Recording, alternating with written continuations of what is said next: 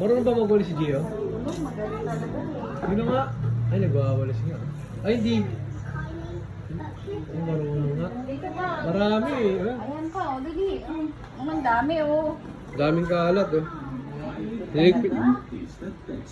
Marami, tignan mo talaga. Very good naman si Gio, oh. Nilipit niya lahat ng laruan. Ayun pa sa ilalim ng lamesa, marami pa. Pero ayun, ang dami oh. Pati sticker! Sticker? Ano yun?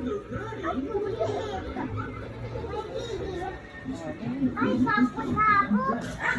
Habis ka na kagad dahil lang ginawa mo. Doon, pagod na. Pagod na raw siya.